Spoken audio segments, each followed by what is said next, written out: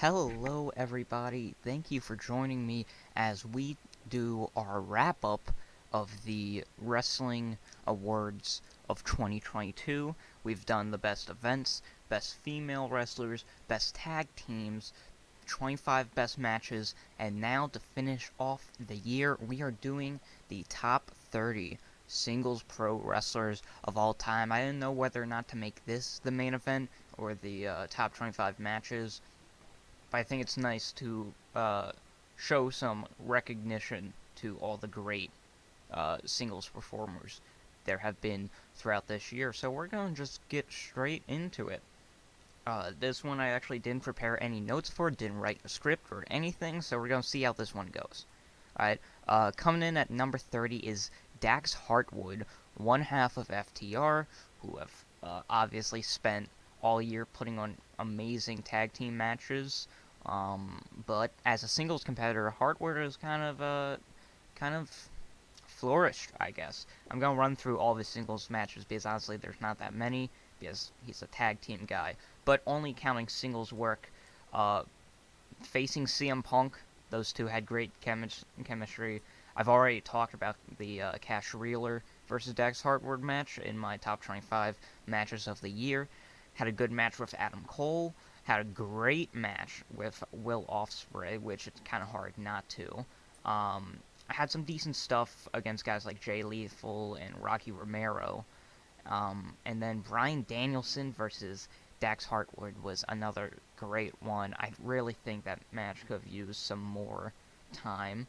But probably my favorite match he's had all year is definitely against Claudio Castagnoli for the Ring of Honor World Championship on, I believe, a Rampage?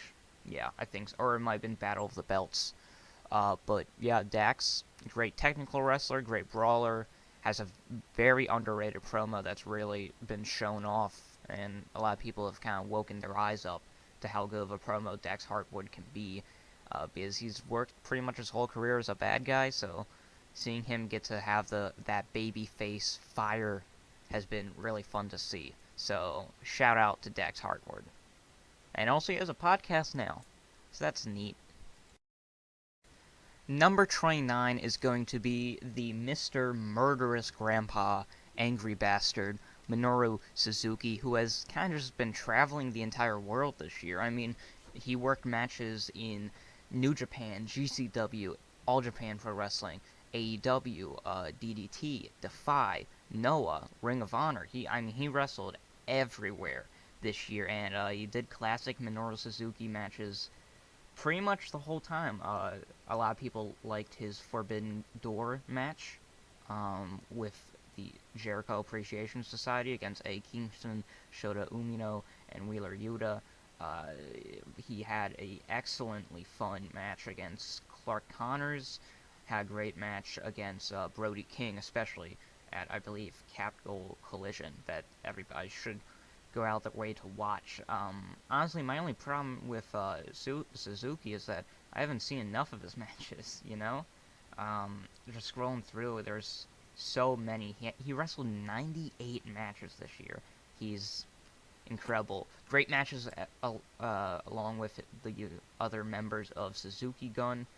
Had a great run with in the World Tag League, putting on great matches against Aussie Open, Los Ingobernables de Japan, United Empire, House of Torture, the rest of Bullet Club. I mean, great stuff as a tag team guy. Sadly, Suzuki-gun will be ending next year, which will suck, but I'm glad that might mean we'll get some more great Minoru Suzuki singles Number matches. 28 is Sheamus, and I mean, who going into this year would have thought that Sheamus would be right above Minoru Suzuki on the best wrestlers of the year? I mean, he's really had a career renaissance as of late.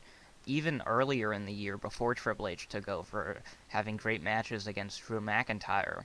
But things obviously really kicked up into full gear with the Brawling Brutes match, or with the Brawling Brutes versus Imperium stuff. I mean, obviously, top 5, top 10 match of the year against Gunther.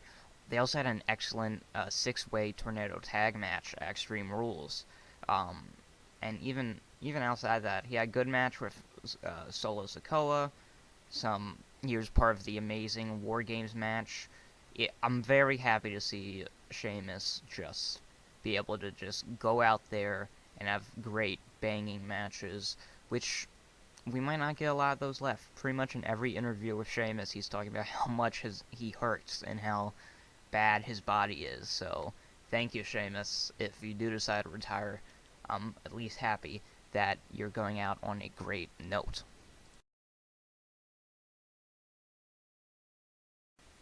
Coming in at number 27, it's going to be personally my favorite character on the New Japan Pro Wrestling roster, and that is, of course, one Tetsuya Naito.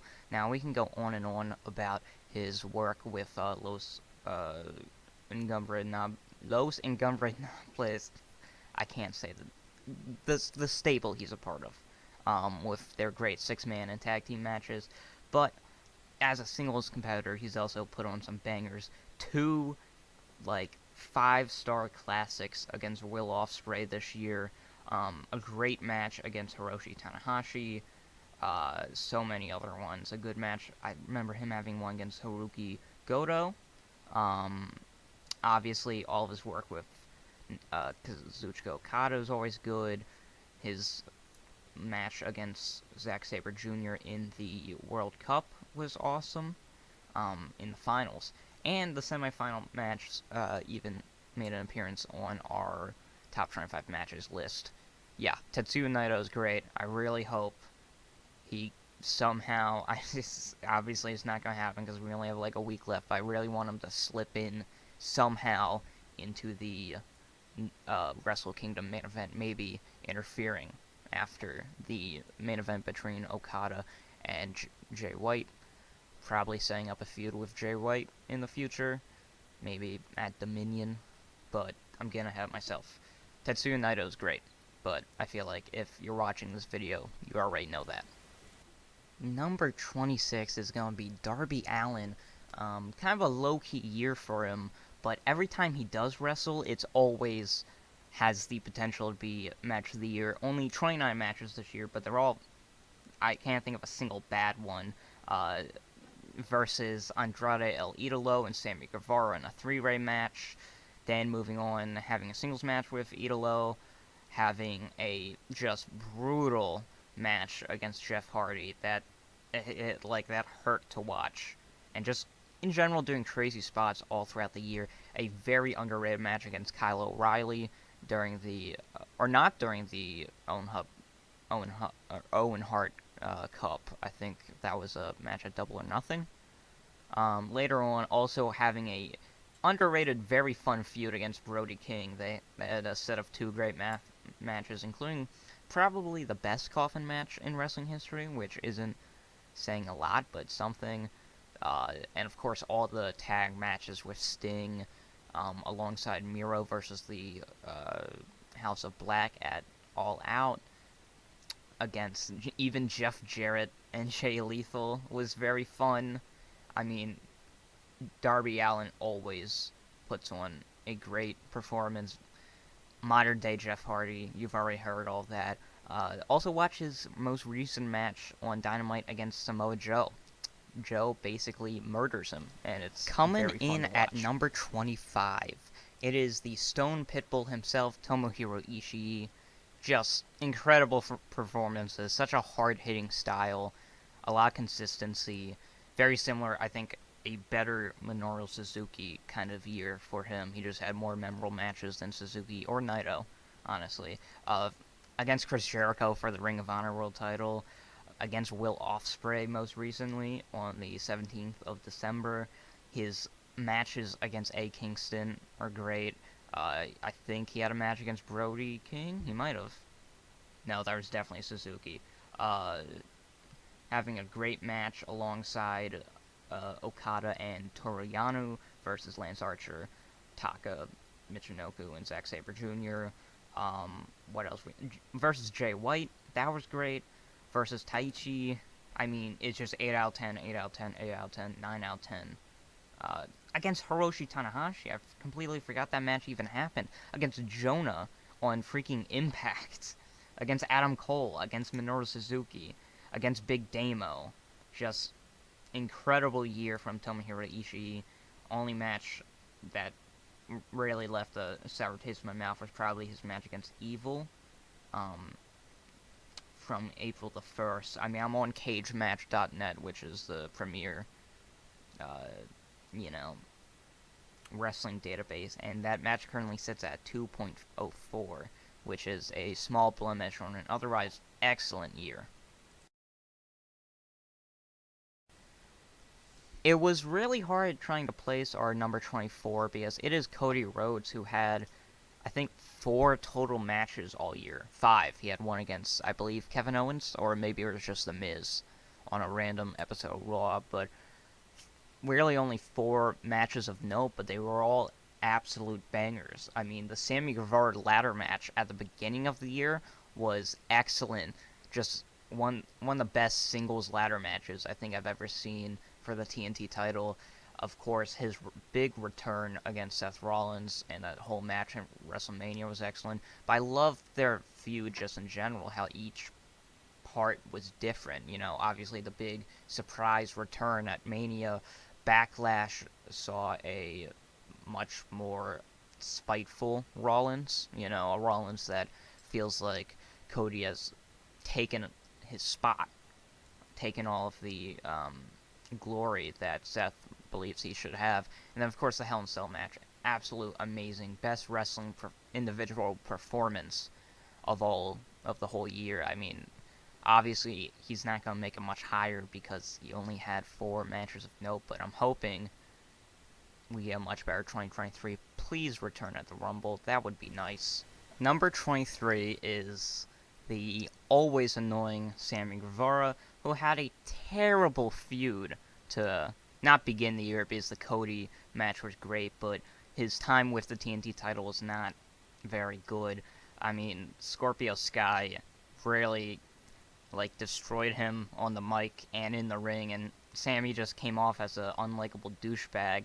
And thankfully they did turn him heel with the Jericho Appreciation Society, who of course had great matches with the Blackpool Combat Club, and as a single star, Sammy has also consistently been great. Obviously, we talk about the Cody ladder match, but also his matches with Bryan Danielson, both of them, the singles and 2 out of 3 falls contest, against Jon Moxley was also a great run. Rough year at spots for Sammy, but still, in my opinion, a good year. Part of that triple threat with Andrade and Darby Allin. Singles matches against those guys too was quite good. Also facing Daniel Garcia on the 12th of January. Just highlight after highlight. He's such a prick, but when he's meant to be a prick, he is very good. Number 22 is the current Ring of Honor World Champion, Claudio Castagnoli, who's only working with the last 6 months of the year because obviously he left WWE, but came back, and what a way. Facing Zack Sabre Jr. at Forbidden Door, being part of the Blackpool Combat Club was fun, had just excellent matches throughout the whole year, very much proving that Ring of Honor is a working man's promotion, going up against Konosuke Takeshita, Dustin Rhodes.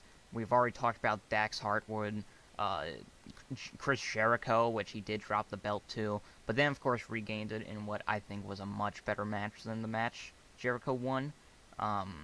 Just great matches all year long, really cementing Claudio as a great addition to the All Elite Wrestling roster. We always talk about them underutilizing stars that they bring in, but I really don't think they've dropped the ball at all with Claudio, and if he had a full year, he could have been a lot higher. Number 21, it is the nicest man on the planet, the guy everybody just wants to root for, Konosuke Takeshita. I wasn't familiar with his work till he came over to AEW and started, having excellent matches against Eddie Kingston, against Hangman Adam Page, against Jon Moxley again, against Claudio, against Frankie Kazarian on Dark. Even that was a good match. But then, realizing how good this guy was, I did go back and watch some of his other matches from his PWG and, of course, DDT years, and let me tell you, there are some bangers out here, okay? Versus Tetsuya Endo, versus Lee Moriarty, versus Mike Bailey. I freaking love Mike Bailey. Versus Daniel Garcia in PWG. Konosuke has just had an excellent year. Oh, he even fought Josh Alexander. That's neat. I didn't know that. And yeah, I really want to see bigger things for Takeshita going into 2023. Just give him a mid-card title, okay? Number 20, I really don't have that much to say because, it's Hiroshi Tanahashi. You already know he's great. He's the ace of New Japan. He is possibly the GOAT of Japanese pro wrestling, only challenged by Inoki. Okada is already up there. Mitsuharu Misawa. But after that, it's all Tanahashi. This was kind of a slower year for him, but still a slow year from Tanahashi. It's still a great year. Match against Hiroki Goto, Evil, Naito, Kenta. He had a great match against Kenta. Really, just throughout the year, his match against Tomohiro Ishii, his match against Jon Moxley at Forbidden Door. Throughout the entire year, Tanahashi really just kept on doing what he does, and what he does is very, very good wrestling.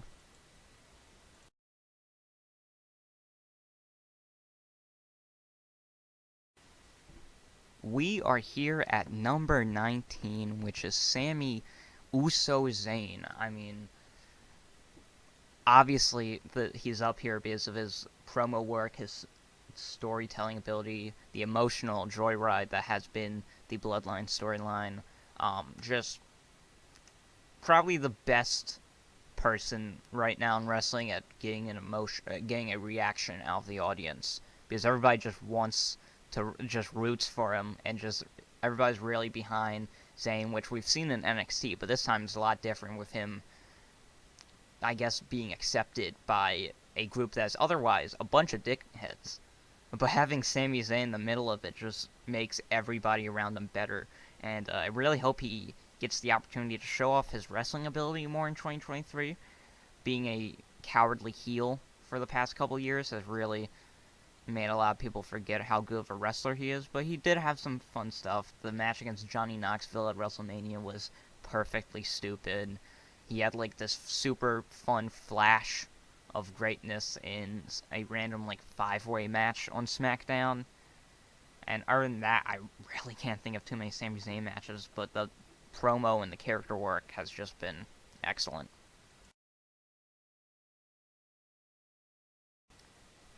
Number 18 is Switchblade Jay White, who won the New Japan Pro Wrestling IWGP Heavyweight title in June against Kazuchika Okada, and really I don't have that much to say about him. The title reign, a lot of people have seen as kind of underwhelming, which when you compare it to guys like Naito, Okada, and Tanahashi, yeah, it's kind of hard to be better than those guys, but still a solid reign. I can't think of too many memorable matches. I did really like the little mini feud he had with Tama Tonga for a while. Of course, his work with Okada was great. The match at Forbidden Door kind of fell apart because of Adam Cole's concussion. But yeah, still a very good year from Jay White.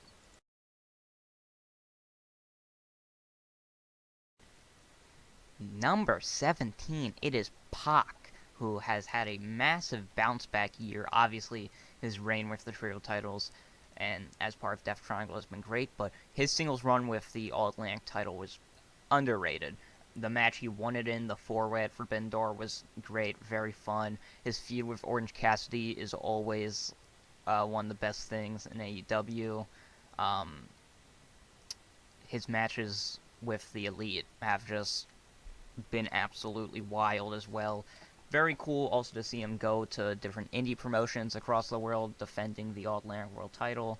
Um, I the All Atlantic World title really wasn't booked very well with Pac, but that's not Pac's fault, and he still has been putting on great matches all year. Number 16 is the current WWE Intercontinental Champion, Gunther, Gunther is starting to look like the old Walter this year. Obviously, the name change had a lot of people worried that he wouldn't be treated well on the main roster, but we are here 190, 100 and something days into his Intercontinental title reign, and that's clearly not the case. I mean, just nobody wrestles like Walter. You can really see that in matches against Sheamus, against Ricochet, against Rey Mysterio, where he just murders Rey Mysterio.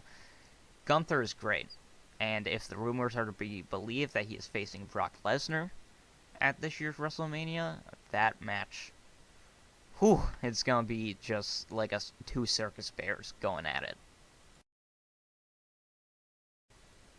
Number 15, it would make Pac so pissed off because Orange Cassidy is here at this slot. Great comedy matches.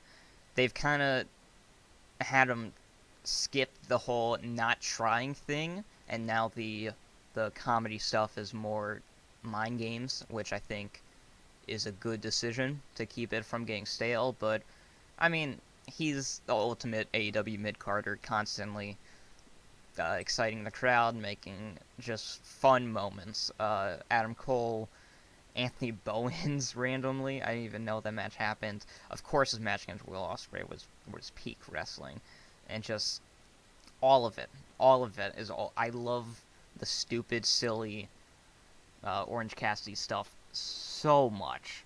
Both his matches against Pac were great. Okay, his triple threat against Luchasaurus and Rey Fenix. He's really increase the workload as he's became AEW All Atlantic Champion, and I mean, if it means we get more Orange Cassidy matches, I'm all for that. I mean, he had a match against Shibata, like that's insane. Had a nice match against Trent Seven as well, and yeah, just the best friends are consistently like the most entertaining thing on Rampage. Just a big old group of goofballs. And Orange Cassidy, there's a reason I bought a mug with his logo on it.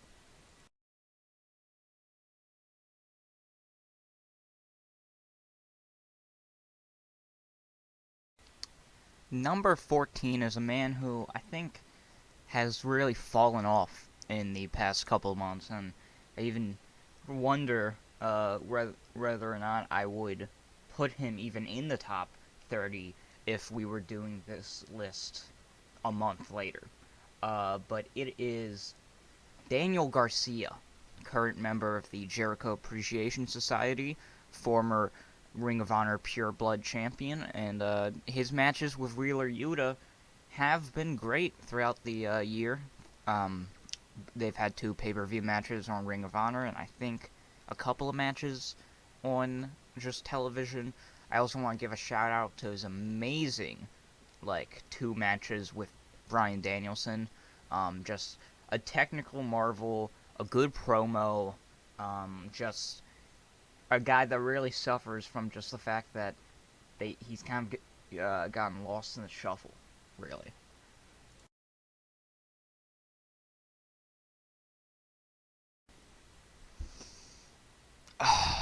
Okay, so number 13, I have CM Punk, who let's just go through all of just everything with CM Punk in 2022. Going into 2022, he's involved in probably my favorite feud of the year, if not of the decade, with MJF. They have a excellent dog collar match at Revolution. I mean, it was my number 1 match of the year. All right. Then going into a feud with Hangman Adam Page, where they, which I know there's a lot of drama behind it, but I really enjoyed the feud. as Hangman feels like he's kind of defending AEW, and Punk wanting to prove that he can be the top guy of a company. They're two excellent pro wrestlers, and I really enjoyed their feud. And just having other little matches, tag matches with FTR, a singles match against Max Caster that I remember was really fun. And just, yeah, constantly being a great promo. Then he gets injured. And I guess throughout that injury, he gets a little pissed off. Apparently didn't like the things that Hangman Adam Page had to say to him during their feud. So when he returns to challenge Jon Moxley for the world title, calls out Hangman, which wasn't scripted. And Hangman obviously can't just come out because he's not he's not booked for that night. So, what the fuck, you know? But whatever. The match at All Out is great. It's a great match, and CM Punk is champion again. And now we can just move past that and leave everything behind. And then he gets in a fight with the the elite, you know, three of the most powerful men in the company. They all get suspended. Above that, he also, like, tore his tricep or something. So, even if he didn't get in the fight and get indefinitely suspended, he would be injured anyway and would have to drop the AEW title again, which he still had to drop the AEW title. And yeah, it's been a shit show this year. But, like, still my favorite. He's still, like, one of my favorite wrestlers of all time. And he still had my favorite feud probably ever. And he still had one of my favorite matches of all time. So, like, I guess he gets a spot on this list.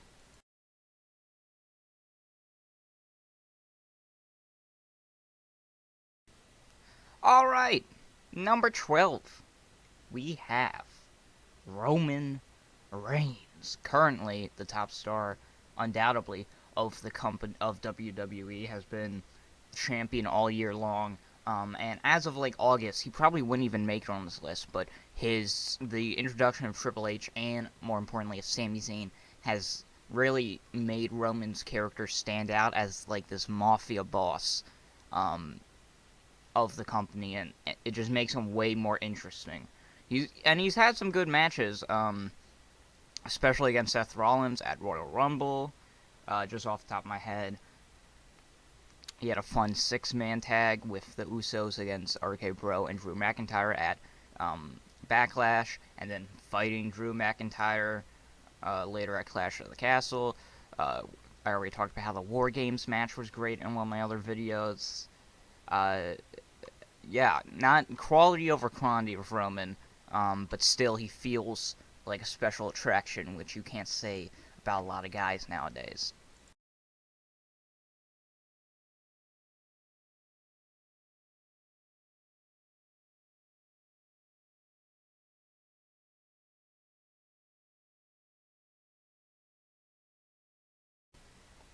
Coming in, number 11, just barely not making the top 10, is Wheeler Yuta, young Wheeler. Really 100% off of in-ring work. I mean, he's always just incredible in the ring. Talked to Death about his match against Jon Moxley. Also had another great match against Bryan Danielson around the same time. His feud with Daniel Garcia was great. He had a really good match with MJF right when MJF came back. Yeah, his work with the Blackpool Combat Club has really elevated him from somebody who was, you know, on my radar in 2021 to, well, one of my favorite wrestlers, one of the best up-and-coming wrestlers in AEW right now, and I really hope there's better things on the horizon for young Wheeler.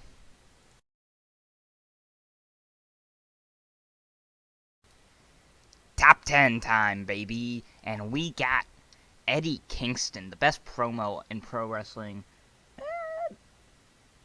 Yeah, I'm gonna be, yeah, best promo in pro wrestling.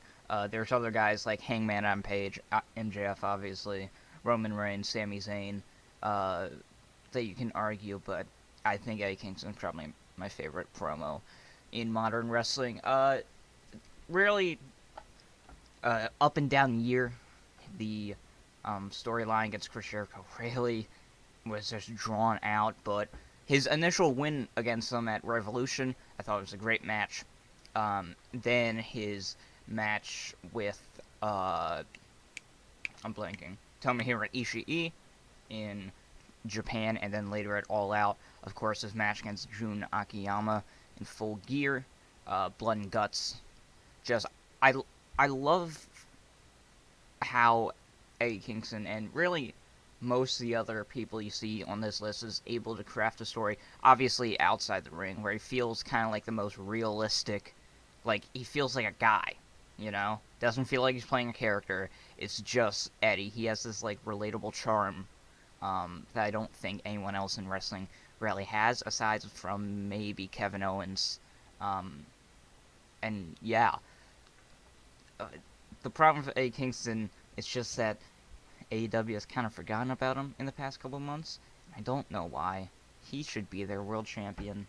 That's my prediction for 2024. Full Gear. Eddie Kingston beats MJF for the title. Because he deserves it, man.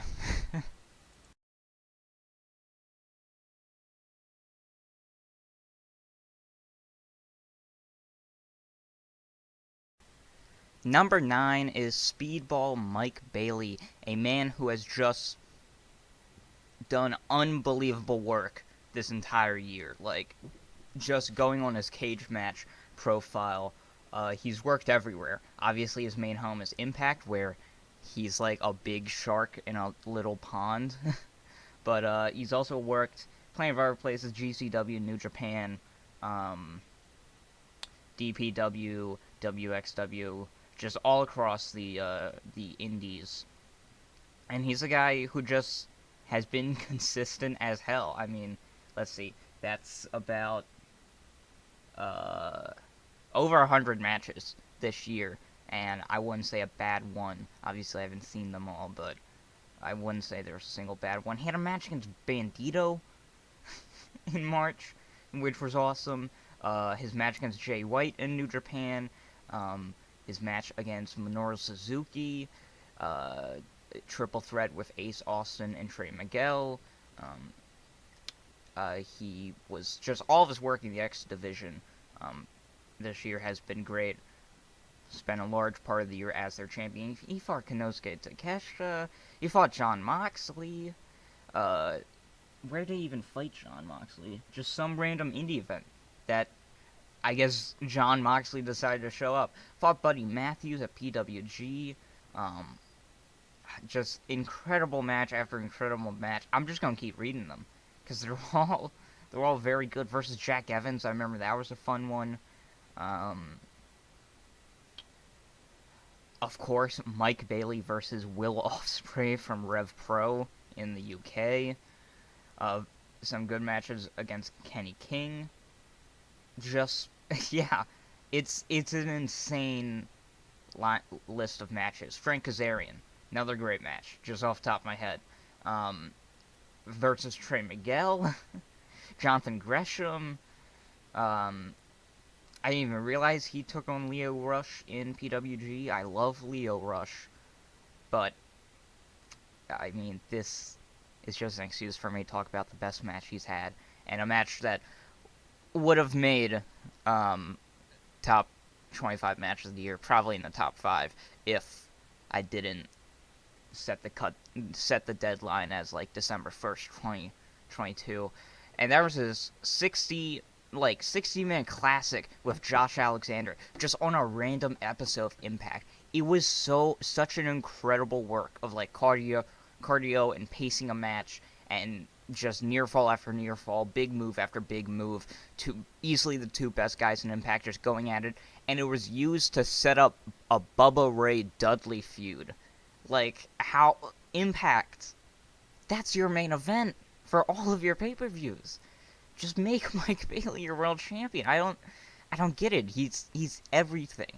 Clearly you don't care that much about promos, because I don't think there's a single good promo on Impact. So just give it to him. He's so talented, always puts on the best match of the night, and he's going all across the world. You can have your champion put on 10 out of 10 5-star classics. Uh, like, that's the future, that's the hope of Impact, right? I don't know, man. Yeah. Mike Bailey's really good. Number 8, the current AEW World Champion, Maxwell Jacob Freeman, who, if he didn't leave for about 4-ish months, could easily be in the top 5. Of course, best feud of the year, best match of the year with CM Punk. He did the job against Wardlow, and I thought their feud was very fun, even if there was controversy with the whole ditching a fan something. I don't remember. So many other bigger wrestling stories has happened that just feels like nothing.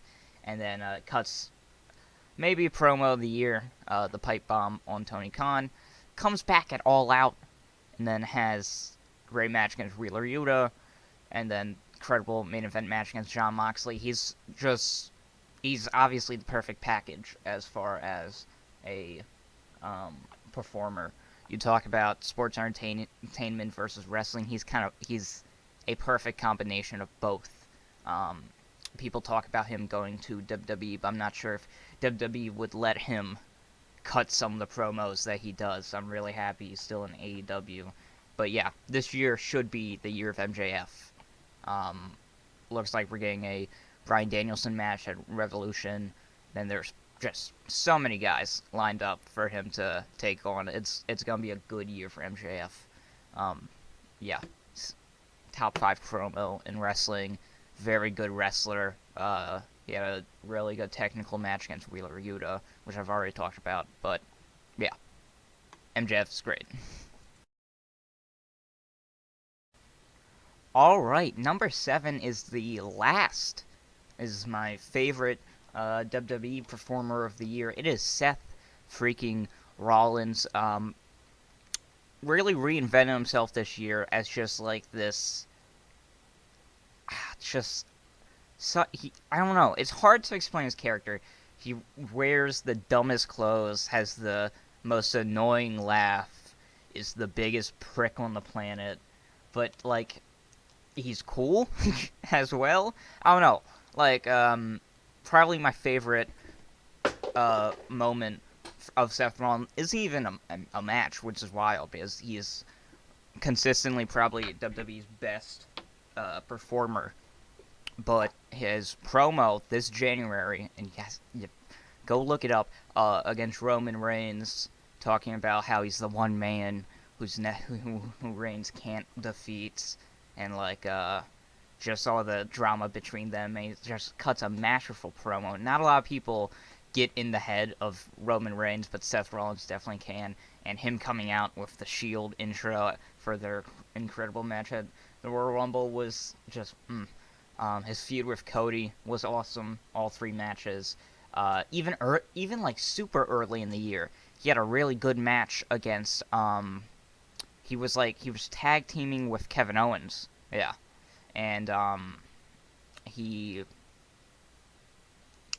faced like RK Bro and the Alpha Academy in like a triple threat tag team match, and that was just a random main event of Raw.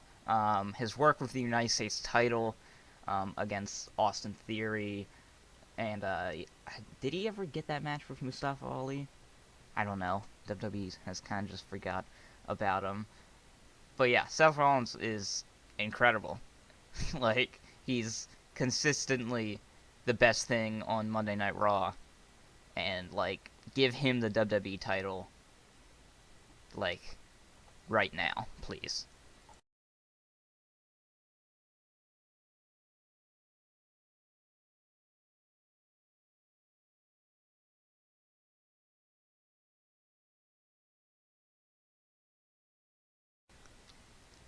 It really pains me to put this man outside the top 5. Probably my favorite wrestler in the modern scene. It's Hangman Adam Page. Such a relatable promo, such a down to earth kind of character that just when we talk about connecting with the fans, he's a master at it. The only thing holding him back was, honestly, he missed, the last 3-4 months of the year? Getting injured. Or, no, last 2 months because of his concussion. But before that, always putting on great promos, great work. His recent promo where he talks about, um, getting the concussion, waking up in the hospital, and not being able to remember his own kid's name, that just, feels like a gunshot to the chest every time I listen to it. His promo on Jon Moxley earlier, before the match, where he just screams some lines that you'd think would be really corny, but the way he says them, it's just it hits you real hard. It's like, I'm anxious, I'm depressed, I can't sleep at night, the medicine isn't working, but I am here because I am a man. It's like, he's the best. And not to mention all of his great matches. Some bangers against Adam Cole, a banger against Takeshita, a banger against CM Punk, a banger... Oh, the Elite versus Dark Order. That was an incredible match. Nobody... I don't think anyone really gets as big of a pop when they come out, except for guys who have such, singable entrances, but, yeah.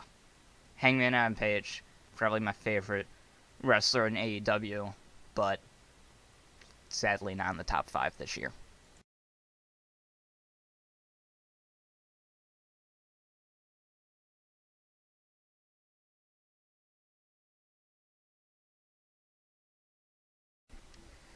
This is kind of interesting. Interesting.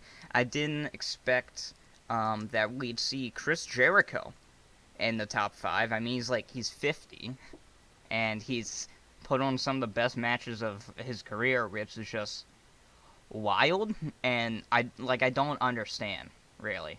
So let's just because he hasn't wrestled a lot. Obviously, he's not going out with he's 100 matches. He had 30 this year, but his reinvention with the Jericho Appreciation Society has been great.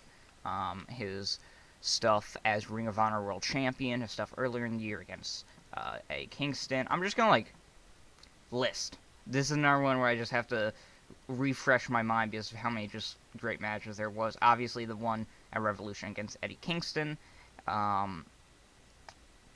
a great match.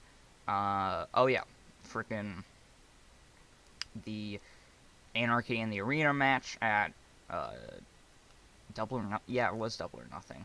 Now that I'm thinking about it, he also had a great match against Bryan Danielson at All Out and an incredible Fatal 4-Way match for the Ring of Honor World Championship. So, yeah, he does good on pay-per-views.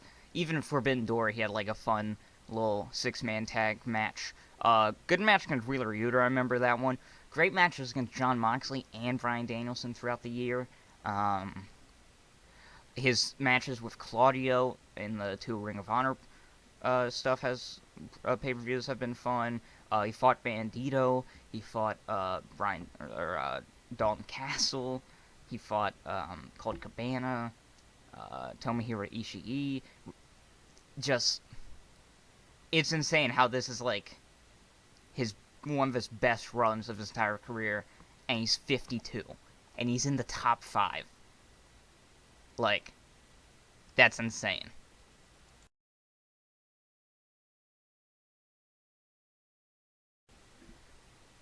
Number 4 is what I consider one of the Mount Rushmores of current wrestling. When it comes to just pure in-ring ability, it's probably this man, Will Ospreay, Bryan Danielson, and Kenny Omega. And that's the Rainmaker. Kazuchika Okada obviously has been carrying the company of New Japan for about a decade now. People kind of got tired of Okada this year, and I did too. But he's still the best wrestler in the world, so there's that. Had a great match against Will Ospreay at Wrestle Kingdom. A great feud with Jay White throughout the whole year. some great matches with Jeff Cobb. Okada, his status as the guy of New Japan has been used to elevate so many guys. Other matches, Zack Sabre Jr., 2 matches against Naito that were both excellent. He put over Jonah in like a proper Antonio Inoki versus Vader style match, and then got the win back in arguably a better match. Just banger after banger, such a wild consistency that it's kind of baffling. It makes everyone else in the industry look like a scrub. Like, he won the G1 and people got mad because he always wins, but like but everybody was like, Okada again. I mean, sure, he put on like 10 5-star matches in the tournament, but him again? It's like, it's insane. The Legend of Okada. This is not one of Okada's best years. Like, his stretch from, I don't know, 2015 to 2019 is still, like, possibly the greatest stretch of time for a pro wrestler ever. I'm gonna say, I think he's the greatest Japanese pro wrestler since probably Misawa. I think he's past Tanahashi, which I know is like blasphemy, but he has, guys. He's incredible.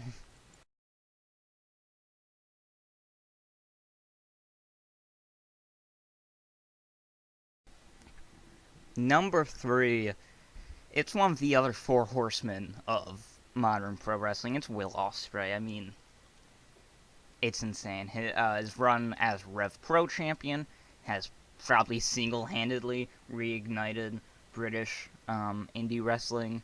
Uh, Excellent match at Wrestle Kingdom. Excellent work as a tag guy as part of United Empire. Great promo. He's gotten really good at selling over the past couple of years. Excellent match against Orange Cassidy. It's like every aspect of pro wrestling Will Ospreay is kind of mastered, and it's insane. um, God, his match with Jon Moxley was incredible. All of his work with the United States title has, I think, made a lot more people okay with that title's existence, because a lot of people got pissed off because it's basically the replacement for the Intercontinental title. And it's like, yeah, everybody misses the New Japan Intercontinental title, but, I mean, the United States title had a match between Kenny Omega and Will Ospreay that went like 30 minutes like a week ago, and it was incredible. So, I don't know, man. Will Ospreay is just always great. You can't like deny him anymore. He had a down, I think, 2020, 2021, dealing with a lot of injuries. He like broke his neck, I think, which is wild.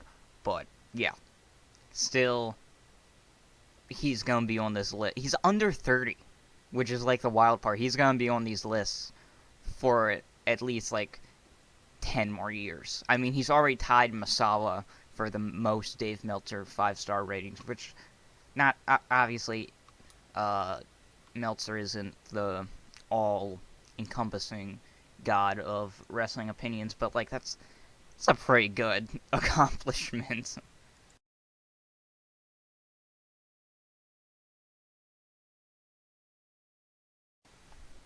Number 2, I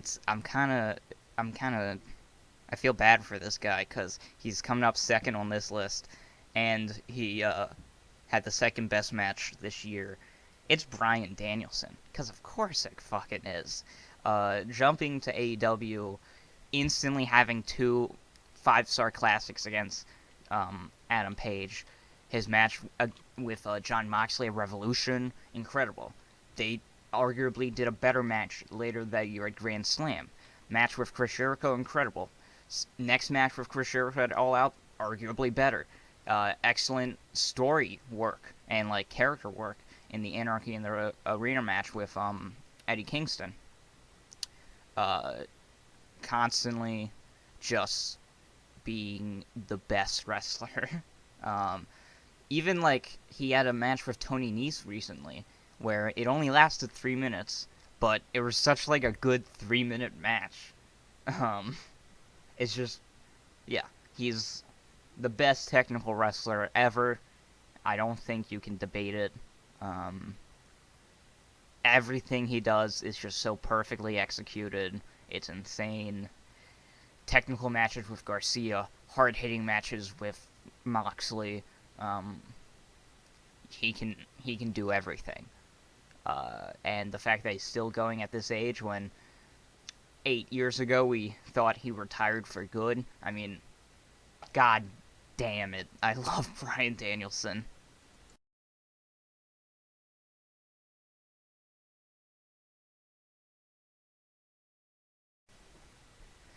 And number one, the greatest wrestler of the year, it's Jon Moxley.